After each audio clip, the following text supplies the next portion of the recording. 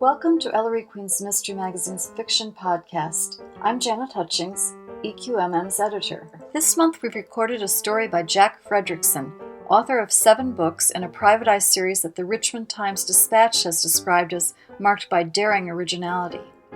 The Chicago author got his start in Ellery Queen's Mystery Magazine's Department of First Stories in 2002, and he's continued to contribute stories to the magazine ever since.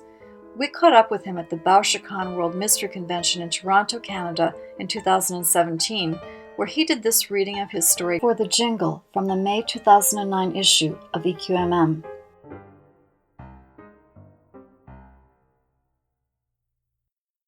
The secretary telephoning could have been French. Hold, please, for Mr. Ruffino. She pronounced it Ruffino instead of Ruffino, as truth demanded. Before I could laugh, the lawyer was on the line saying, "Dek Elstrom," like we could stand each other. "You handling zoning cases in Paris, Harry?" He chuckled with the sincerity of a siding salesman. "I've moved downtown, in Chicago. Only big buck zonings now. How about you?" I continue to bask in Rivertown. "In that castle?" "Turret, Harry. There's just the one turret. And yeah, I'm still here, because I might never be able to sell it, because you couldn't get my zoning changed. It takes money to fight City Hall. A privately owned structure zoned as a municipal building? That should have been a slam dunk for you. Don't blame me, blame your aunt. She's the one cut the deal with the city." "Why are you calling, Harry?" "I got a job for you. Come to my office this afternoon. Let's discuss it on the phone. Save gas. I'll pay you $500. Up front? Today?" He sighed and gave me an address far enough north of the expressway to be impressive. Harry Ruffino had indeed crawled downtown. I told him I'd be there at 2. Harry's building was tall and had views of the Chicago River and Lake Michigan. Harry's office, though, didn't. It was buried in an interior corridor next to a door marked maintenance. Still, the secretary, she of the French accent, who ushered me into his private office had red hair, a South Side strut, and an amazing décolletage. I suppose that was view enough for Harry until the huge money rolled in. He sat behind a mahogany desk. He wore a conservative pinstripe suit that was considerably less shiny than the last one I'd seen him wearing. He toned down his shirt, too. Today's was a respectable white, with no hint of a geometric pattern. But amid the careful muted stripes and soft white broadcloth lay an iridescent purple necktie that sparkled when he shifted in his chair. He was still the same old Harry. He got right to it. "I have a client, Albert Petak, in the Rivertown jail." I dropped into the black leather chair across from him. "The 500, Harry." He slid a check across the desk. Written in black ink on heavy cream-colored paper. It was not the kind of check people got on the internet, the ones that come with free misspelled address stickers. I put it in the pocket of my blue blazer. "Rivertown," I said. "Naturally you thought of me." "I figured it would be efficient, you living there in that castle." "Turret," I cut in. There was no sense being grand about a stone tube 5 stories tall. It was meant to be the corner of a castle, but my grandfather ran out of money and breath before he could get past the 1 cylinder. "What's your client been charged with?" "Small stuff, but it'll be arson, up to murder." "In Rivertown?" He nodded. "The Sherman Stamping Works," I said. It had been the only big fire recently, collapsing an entire wing of the abandoned old factory and crisping a homeless man. Accelerant had been found. "Is Petak guilty?" An ordinary lawyer would have put on the mask. Not Harry. He nodded right away. "An eyewitness put him there right before the flames broke out." "I want you to talk to him. See if he will give you anything I can use." "What's he telling you?" "Nothing, other than he's innocent.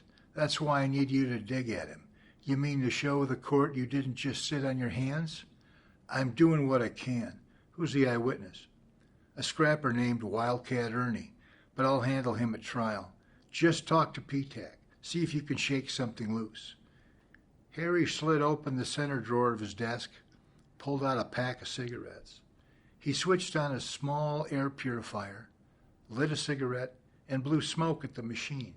Made him look like an idiot. As I said, they're holding PTAC on lesser charges, he said above the fan.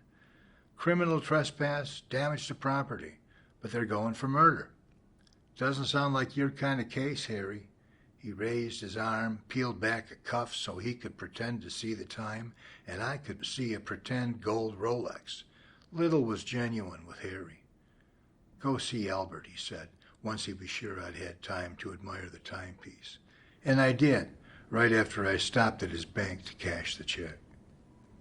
The Rivertown Jail is in the basement of the police department, which is within spitting distance of City Hall.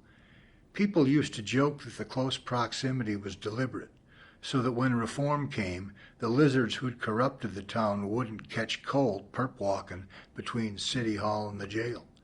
Nobody in Rivertown joked that way anymore. Nobody believed reform was coming. I didn't know the cop at the desk, but I knew his DNA. He had the same last name as the mayor, village clerk, and two of the city's trustees. He didn't bother to look up from his soft porn magazine when he told me to wait in the green cinder block room down the hall. Albert Petak came in wearing an orange jumpsuit. I expected that, like I expected the beard stubble and the buildup of oil in his hair. Jail can change a man in a hurry, make him jettison hygiene along with hope. But no way had I figured the missing teeth, nor the eyes that darted around nervously like a rodent scanning for lunch. Albert Petak didn't look like somebody who could afford a Harry Ruffino. He sat down at the brown-grained plastic table and played those nervous eyes across my face. Harry Ruffino asked me to look into your case, I said. You a private investigator? His voice had a twang, deep south. I nose around sometimes. I'm not licensed.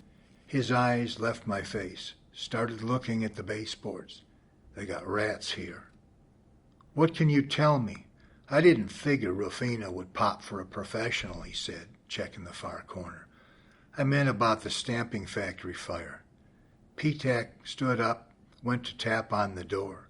A cop in the hall opened it almost immediately. I need smokes, he said, Marlboros, and then he went out. I walked outside, took out my cell phone, and called downtown. Bonjour, the Queen of France breathed into my ear. Bonjour, mademoiselle, Monsieur Ruffino, s'il vous plaît. It was all I remembered from high school French. She hesitated just a fraction, then put me through. Your man is reticent, all right, I said when Harry picked up. That's it, then. He didn't sound surprised. I'll chase down Wildcat Ernie. You're done. I'll try to muddy things up in court. Why Albert Petak, Harry? His little smoke vacuum started whirring, and his lighter clicked. What do you mean?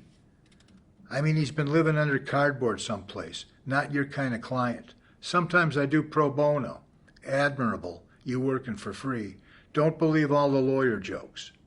I still owe you a few hours from that 500. I'll look around the factory. He exhaled quickly. Don't uncover anything that can hurt us. I went back inside, asked the sergeant at the desk who was working the stamping factory fire. This time he looked up. He told me it was an officer named Brockhouse and that he was in.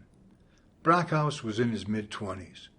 He led me to a small room similar to the one where I'd met Petak, except the cinder blocks were beige. Albert Petak has been around for a couple of years doing odd jobs, he said. Lately he's been scrapping in the stamping factory. Which means many people could have seen him there regularly? Sure, Brockhouse said, understanding my inference that Petak could have been set up. Homeless, I asked. Depends. If the scrapping's good, Petak sleeps at the health center. Otherwise, he's under a viaduct. I thought Rivertown was scrapped out years ago. The copper wire's been gone for years. Same with the aluminum, but scrappers collect all kinds of stuff. I'm hearing now they're after clinkers, those old dark bricks rich people use to build fireplaces. A scrapper named Wildcat Ernie placed Petak at the factory just before the place went up? He nodded. He's at the health center sometimes, too. I was starting to like Brockhouse. He didn't make me beg for information. How about the dead guy? P-TAC have any link to him? You never know. Sometimes one gets on another's nerves, next thing knives are out or bottles are broken. Or, I suppose, fire started. Scrappers have their own rules. I thanked him for his time, started to leave, but stopped at the door. Brockhouse wasn't a Rivertown name. College man, I asked. He grinned. Northwestern. Bachelor's in criminology. Didn't make sense. Not in Rivertown unless... What's your mother's maiden name, I asked. He gave me the name of the mayor and the village clerk and the 2 village trustees. I left, grinning too. Maybe there was hope for Rivertown if the lizard DNA was beginning to get washed by universities. At first glance, the Sherman Stamping Works squatted low in the heart of Rivertown exactly as it had for 80 years, a 4-block-long, dark brick building hard by the railroad tracks. But then the eye picked up the double row of shattered windows, the rust on the hundreds of yards of rail siding, and the newest indignity, the rubble of scorched bricks lying where an entire wing had stood. I walked through an opening made jagged by its doors being ripped away, and entered one of the main stamping rooms. It was a huge brick cavern, at least 200 feet long. Fenders and floor pans had been punched out of sheets of steel there once, but now puddles of rainwater lay between the square concrete islands where the presses had stood. High up on the dark trusses, pigeons fluttered at my intrusion and then went silent. There were no light fixtures, no hardware on the windows. The gutted building still stood because land wasn't worth anything anymore, not in Rivertown. The pigeons started fluttering again. Above the rustling of their wings came a slight pinging sound. Somebody was hammering. The huge room led into another great hall, identical to the first except that the concrete pads were smaller and set closer together for smaller machines. A man in stained, torn clothing was using a claw hammer and a chisel to loosen the clinker bricks on an interior wall. A scrapper. I gave the room a cough.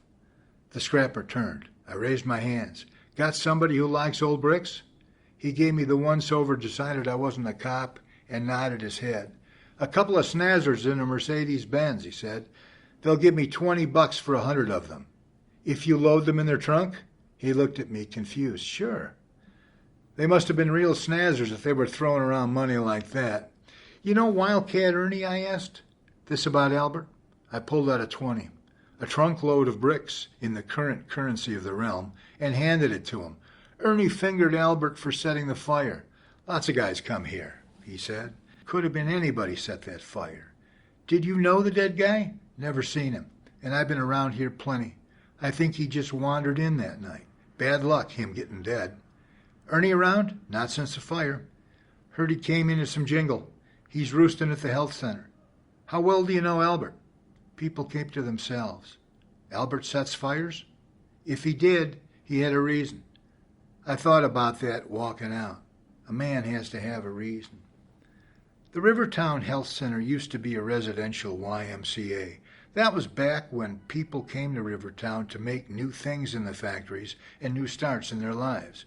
Nowadays, the factories were dead, and all that got made in Rivertown were the girls who worked the curbs along Thompson Avenue and the bets in the barrooms behind them. But the health center still served as a transient center, except now its guests were in transition either to the viaducts or to the afterlife. I'd stayed there for a night once, in a room just vacated by somebody who'd expired in the remains of his supper. One night had been enough. Wildcat Ernie, I said to the grizzled gentleman at the desk. He shook his head. Whether in refusal or incomprehension, I couldn't tell. I flashed a $5 bill. Everything is cheap at the Rivertown Health Center. $4.12, he said. I didn't bother with the elevator. Even if it was operating, there was no certainty its ancient motor would hum all the way up to the 4th floor, and there was the likelihood it was already occupied by a passed-out resident, similarly unable to hum his way up to his room. 412 was 2 damp spots past the stairs. The door was slightly open. So, too, were Wildcat Ernie's eyes, but the rest of them had closed down for good. He lay on the thin mattress, a dead man in a flannel shirt, clutching an empty bottle of Gentleman Jack.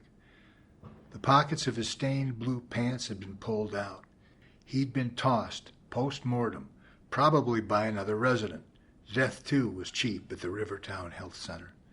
I saw no marks, no blood. I rolled him onto his side. There was a second bottle of Gentleman Jack beneath him. This one was full. Whoever had plundered Wildcat Ernie had missed it. I looked around the room. It seemed to be furnished identically to the blur in my memory of my own stay. Metal bed, chipped pine dresser, one small bulb hanging from the ceiling, a ripped vinyl shade drooping unsprung over the window. There was another empty Gentleman Jack bottle lying in the corner. A 3-pack of Gentleman Jack, booze enough to float Wildcat Ernie into oblivion. I went down the stairs, walked past the desk to the front stoop. I had to call the cops, but first I had to call my client. The Queen of France put me right through. Big news, Harry. I just found the guy who fingered P-Tech dead at that Rivertown Health Center. He fired up his smoke-eating fan, then his lighter. Won't help, he said, exhaling. The cops didn't take a chance on Ernie disappearing. They videotaped him making his statement. He took another drag. Cops there? I called you first. He blew smoke at our connection, but no more words. He drank himself to death, Harry, with Gentleman Jack. What are you saying? He asked. Gentleman Jack, Harry. That's the good stuff, $25 a bottle. He had 3 bottles. That took Jingle. Obviously, he made some money, if he could afford that Gentleman Jack. Booze like that never makes it into the health center. The residents buy cheap to stretch the buzz. Whatever. Somebody gave him those 3 bottles. Doesn't matter. We're screwed. No hope now of tripping up his testimony. I left him to his little fan and clicked off. I called Brockhouse. He was in. I told him I just found his chief witness drowned in whiskey. He muttered something appropriately profane. I said I'd be outside, waiting. The ambulance siren came in less than 2 minutes. Brockhouse was right behind it. He let me follow them up the stairs. The medical techs took a second to verify that the spirit of Wildcat Ernie had indeed left the building, and then stepped back to allow Brockhouse to look around. He was thorough and respectful of the man dead on the bed. As he finished, he shook his head at Wildcat Ernie's pulled pockets. Whatever he had has been plucked. I pointed to the full bottle on the bed, except for Gentleman Jack. He turned to look at me. What do you make of that? $25 a bottle. I wouldn't know, he said. I'm still paying off my college loan. 3 bottles of that stuff doesn't fit here. He nodded slowly, then said, Good thing your man P-Tac is locked up solid with an alibi. He has motive. Harry Ruffino says this screws P-Tac. Now there's no chance to take apart Ernie's videotaped identification. There is that tape, yeah. Then, nodding at the dead man, he said, We'll autopsy. You're kidding. Drunks never got autopsied in Rivertown. He was the chief witness in a murder case. But like you, I'm seeing alcohol poisoning. Good alcohol, I said. Too good if it's $25 a bottle. It took Jingle, I said. I met Albert in the same basement room. Again he scanned the corners, too concerned with vermin to be interested in a pack of Marlboros and book of matches I'd set on the table. Wildcat Ernie is dead, I said. His eyes worked the baseboards between the corners. There's rats here. So you said, the last time. I need more, Albert. He looked down and saw the cigarettes. He picked them up, put them in his pocket. There's nothing more. I didn't set that fire. Why did you get fingered? I was convenient. For what? Why would Wildcat Ernie give a damn? He smiled a little as he stood up. Thanks for the smokes. He went to the door, knocked, and was let out. I started to reach for the matches he'd forgotten, but I didn't need them. I left them on the table. The Queen of France told me Harry was gone for the day. I asked her to give me his voicemail. You can tell me, she murmured Frenchly. I'll bet, I said. Tell Harry that I got nothing from Albert P-Tac. Tell him I still owe him a few hours. Merci. I'll bet, I said. That evening, after microwaving something that was pictured to taste like haddock but went down like paneling adhesive, I brought coffee up to the roof to sit in the night air. I was hoping the coffee would cleanse the chemical taste from my mouth and the mud from my mind. It wasn't just the Gentleman Jack that was nagging. There was the motive for the fire. The homeless man who'd burned to death was new in town. Nobody alleged that Albert had even known him. That made the dead man an accidental victim. And that left the more obvious and the more usual motive for the fire. Jingle. Looking out that evening at the jumble of neon from the honky-tonks and the headlights of the slow-cruising parade of Johns looking for fast love on the cheap, it was easy to see an insurance motive. Crime for money, big and small, made Rivertown run. Someone had paid Albert to torch the husk of the stamping works to collect on a policy. But it didn't explain Wildcat Ernie's bottles of booze. And it didn't explain Albert's almost insolent indifference. I knew a guy who worked for the county. First thing the next morning I called, asking him to find out who carried the insurance on the Sherman Stamping Works. Then, switching gears in my clever brain, I spent the rest of the morning sanding wood. He phoned me back before noon. "You owe me, Elstrom." "I'd have it no other way," I said. "The Sherman Stamping Works has been in bankruptcy for years, but the factory was never seized. Call it—" He paused, not wanting to offend me by being honest about my hometown. "The fact that Rivertown real estate is worthless?" I asked. "Who carries the insurance?" "No insurance." My certainty vanished like smoke into Harry's machine. "However, I did discover something interesting," he went on. "All the back taxes were recently paid up." "How recently?" He gave me a date that was 2 days after the fire. Paying up the taxes made sense if the property was about to be sold. Arson without the promise of an insurance payout made sense if the motive for the fire was to kill. But that both had occurred within 2 days of each other was too coincidental.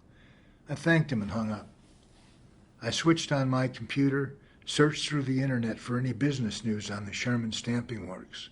Other than the news of the fire, there was none.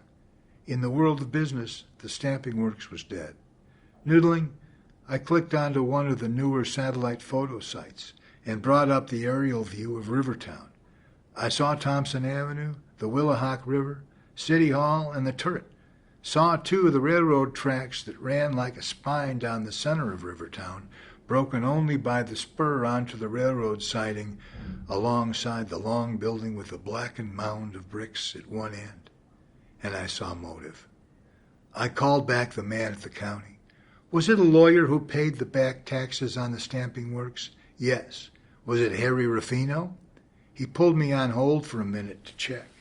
When he came back, he said, "I'm impressed, Dek." "Wasn't me," I said. "It was Gentleman Jack." Neither Harry nor the Queen of France picked up his line, and after 3 rings I got sent to his voicemail. "I've tripped over the game you're running, Harry. My guess is that P-TAC doesn't know about the game. My guess is that Wildcat Ernie did. You stink on this, Harry. Try to get to me before I get to the cops." It was unethical, bluffing a client, but my mind kept seeing Albert P-TAC twitching at the Rivertown jail, scanning the corners for rats. I spent the next hour trying to cut wood trim for one of the turret slit windows. Carpentry normally calms me because there's a sureness to it, a logical route to a certain conclusion. But that afternoon, I kept making bad cuts because my mind was too tensed for the phone to ring. Finally, I gave up on the wood and went upstairs to the 2nd floor to what will be an office, which is across the hall from what will be a proper kitchen. All I need is money and the stomach to keep encountering people like Harry Ruffino. I sat at my card table desk and called Harry's office. Again, I got routed to the tape. "Harry, I'm going to get rough. Call me." I got Harry's home address and phone number from an internet service that offers thorough privacy invasion for a modest monthly fee. He lived in one of the better burbs northwest of Chicago. I aimed the Jeep there and arrived in a half hour. A black fastback Mustang with its door ajar was parked in the driveway of Harry's 2-story colonial. I stopped a couple of doors back and cut the engine. It took no time at all to deduce that the Mustang belonged to the Queen of France because she was banging on Harry's front door. Even from 200 feet away, I could see the flush on the back of her neck, though it was not quite as red as her hair. Her fist wore out after a couple more minutes, and she marched back to the Mustang. The way she peeled out of there led me to believe her neck was going to stay red for some time. I tried Harry's office number again, gave his machine another yell. "Harry, I'm coming for you." Next I called his home phone. "I'm outside your house. I'm going to bang on your doors until I crash my way inside." Then I pulled into his drive and revved the tin engine of the Jeep loud enough to rattle its failing muffler and, I hoped, his windows. My cellular and automotive tantrums didn't work. Harry didn't call, and he didn't come outside. So I got out, walked up to the house, and picked up where the Queen had left off. I banged on his front door and on the huge front window. Then I went around back and pounded on the kitchen door long enough to satisfy myself he wasn't home. On my way back to the Jeep, I noticed a dark brick lying in the flower bed at the side of the house. It looked to be a clinker from the stamping factory. I wondered if Harry had picked it up as part of his guise in getting to know Wildcat Ernie. To let Albert squirm much longer at the Rivertown jail, perhaps cowering from the sounds of little feet scratching near his head, was unconscionable. But so was short-circuiting Harry's chance to go to the cops. I decided I'd give him the afternoon to get back to me. I called Leo Brumsky and suggested lunch. He has been my friend since grammar school. He makes me laugh. "I'll even pay," I added. "You must be agitated. I'm packing large. I got a $500 fee." Leo made that much in a morning as a provenance specialist for the nation's largest auction houses. That morning, as he always did whenever I earned anything, he expressed amazement. "You rob a bank? If you did, I want to stay home and watch you being arrested on television." I told him I'd meet him at Kutz's. 15 minutes later, Leo's Porsche, top down, rolled onto the few remaining bits of gravel in front of Kutz's, filling the air with the intertwining of modern muscular German exhaust and the soft echoes of 40-year-old Brazilian bossa nova. I recognized the murmurings of Elis Regina and Tom Jobim. It was one of Leo's favorite albums. "Behold the diminishment of the sun," he shouted as he popped his 5'6", 140-pound frame out of the Porsche. Then, thrusting his hands out, V-fingered like Richard Nixon, he twirled slowly so I could admire the outrageous double XLs flapping on him like bed sheets hung in a breeze. Leo's girlfriend selects his suits, normally Armani, but for casual, he shops alone, with the flair of the truly colorblind. I laughed a much-needed laugh. The brightness of his overlarge duds, a neon yellow shirt billowing above orange trousers, did indeed diminish the sun. In fact, except for the dark fur of his eyebrows, caterpillars cavorting in mirth, they almost made his bald head, always as pale as a skinned newly boiled potato, invisible too. We walked across the parking lot to join the cabbies, cops, and construction workers lined up in front of the flaking wood trailer. Kutz's weenie wagon has been resting on flat tires under the viaduct since young Kutz's old man opened the place during World War II. When the person ahead of us stepped away, making us next up, Leo inhaled suddenly. "Damn," he muttered. "You jerks going to order?" Young Kutz's unshaven face snarled from the order window. Young Kutz is on the wrong side of 80, but he'd wasted not a minute of all those years developing people skills. Leo ignored the greeting and tapped the glass at the side of the order window. "For real, Mr. Kutz? You gonna order?" "Indeed, Mr. Kutz, indeed," Leo said. "You're not," I said, but I knew they were wasted words. Like Leo, I'd noticed the fresh sign taped behind the opaque residue of old grease fires. On a sheet of white paper, Kutz had drawn the outline of a paper boat. Inside the boat, he'd drawn several red squiggly circles, then scribbled over everything with a yellow highlighter. He'd titled his art at the top, "New Menu Item." Leo grinned. "At least I won't be wasting my own money." He ordered his usual 5 hot dogs and the big swallow soft drink, but instead of the invariable tub of Kutz's gelatinous cheese fries, he tapped the glass in front of Kutz's art and ordered the new menu item. I shook my head in wisdom and disappointment. added another hot dog and a small Diet Cola to the list, and peeled off a 20 from Harry Ruffino's fee. Our food was ready in 30 seconds because young Cuts never strives for freshness, and I carried the flimsy plastic tray, following Leo, around to the pigeon-strafed picnic tables behind the trailer. I took my hot dog and the small diet drink and pushed the rest across to Leo. Nodding at the new menu item, I said, "Surely it's obvious where Cuts gets the ingredients." "Barbecue cheese onion rings." He smacked his considerable lips. "Ketchup crustings from the counter bottles," I said. "Mold-spotted, soft onions." "Recycling's fashionable." He made a pincer of his thumb and forefinger and plunged it into the substance coagulating in the little paper tub. A second later, his hand twitched. His fingers had caught something. He pulled it, quivering and slow dripping the yellow goo that Cuts insists is cheese from the tub. With a sly glance to make sure I was watching, he tilted his head back, a bird to a worm, and opened his pincer. But the lumpy yellow strand did not drop. It clung, trembling, to the tip of his forefinger. He made snapping motions with his middle finger and thumb, once, twice, and then it fell into the yaw between his grinning lips.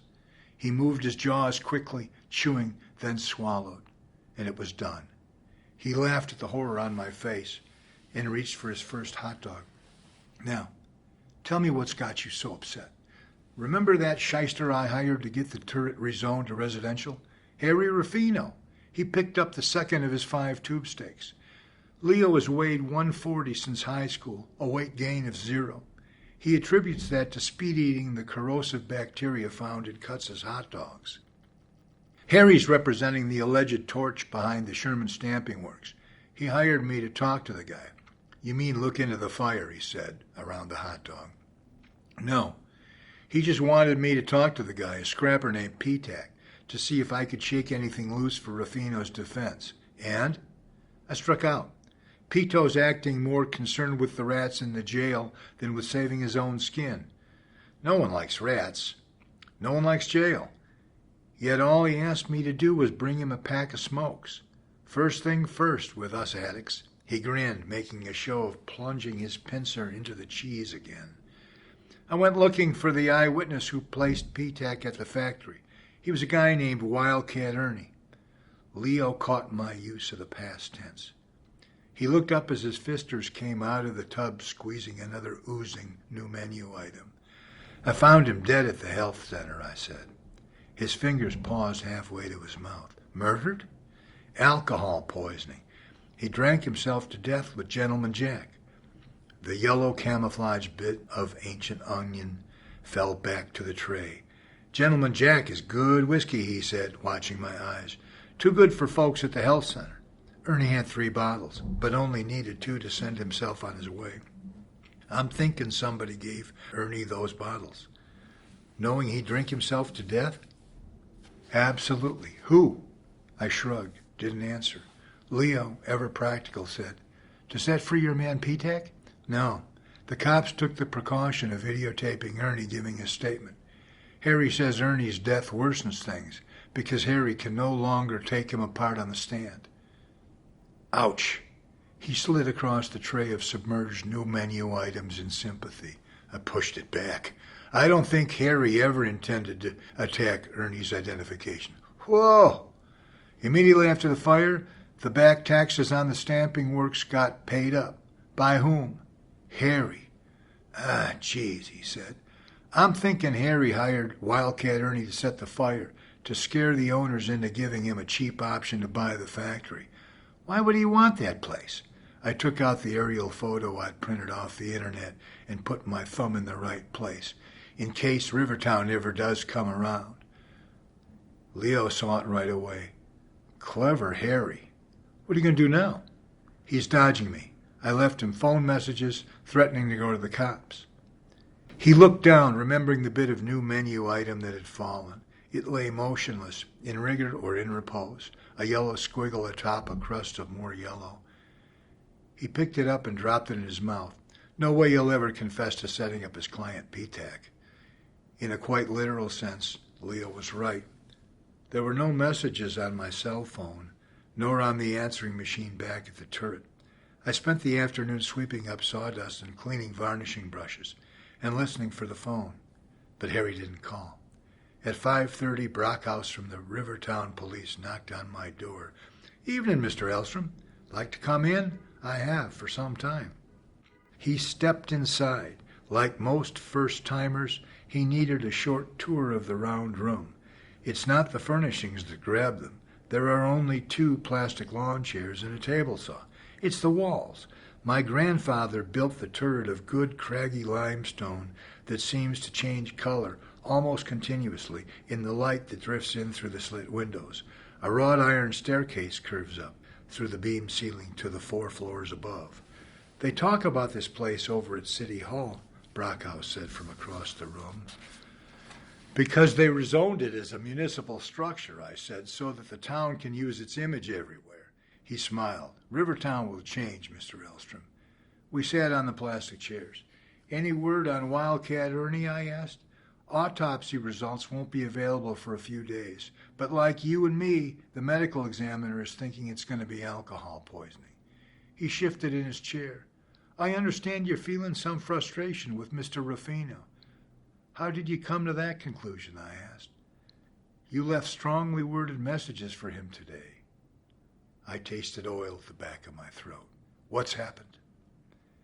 "Tell me about your calls to Harry Ruffino." "I think Albert Petak is innocent. I want to make sure Ruffino thinks that too. That Albert Petak was set up? By whom? Wildcat Ernie is the obvious candidate." "He's conveniently dead," he said. "Anybody else?" "I'm not sure. I was, but the ethics of my client relationship with Harry Ruffino still stuck to me as thickly as the cheese on Kutz's new menu item." "You also drove to Mr. Ruffino's home today. His neighbors told us you appeared quite distressed." "Cut the crap. What's happened?" "Harry Ruffino is dead." My mind stutter-skipped over possibilities.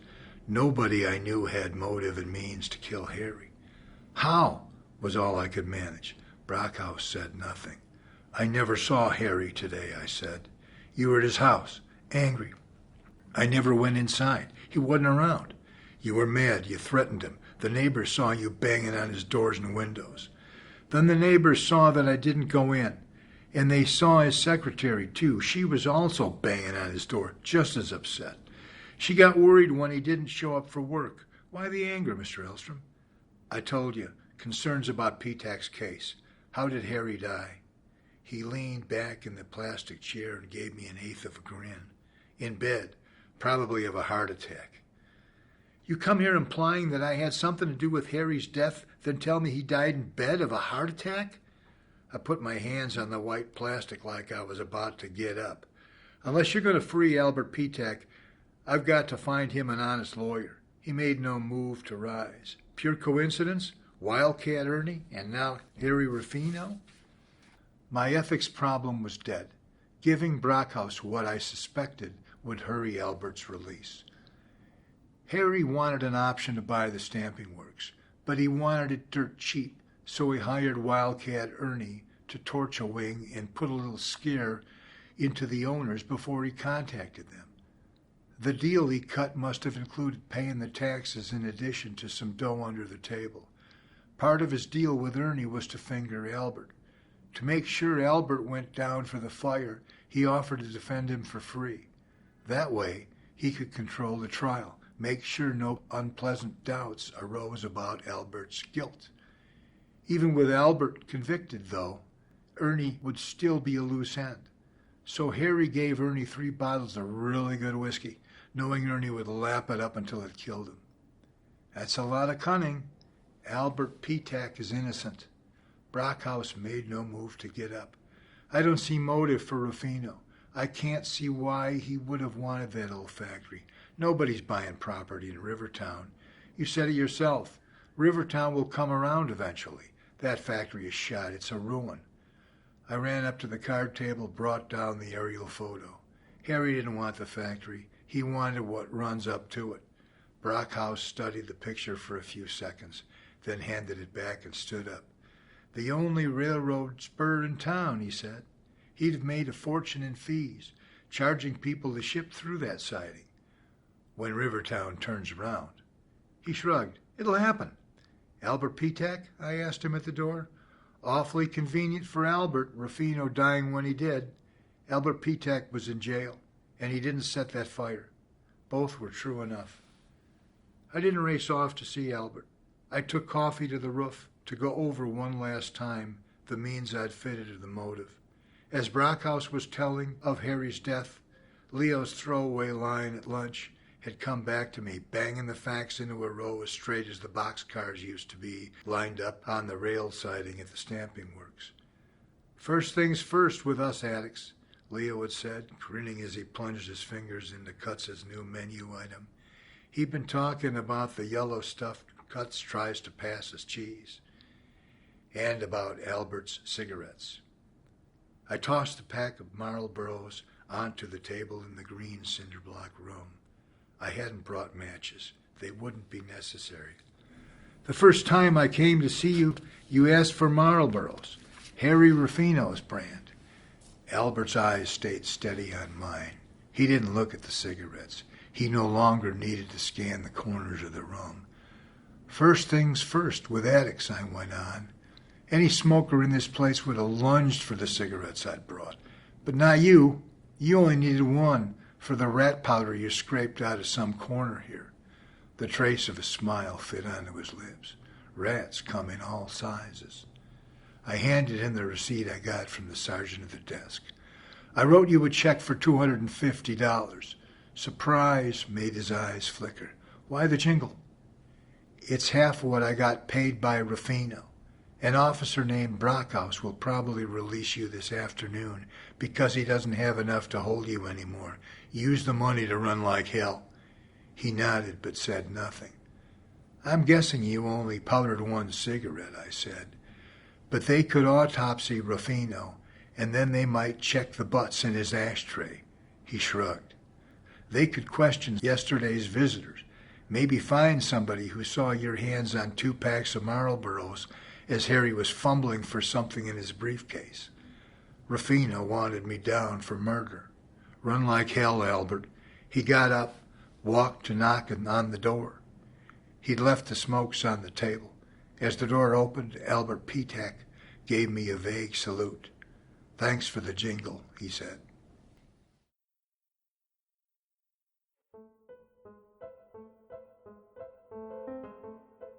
For the Jingle is copyrighted by Jack Fredrickson.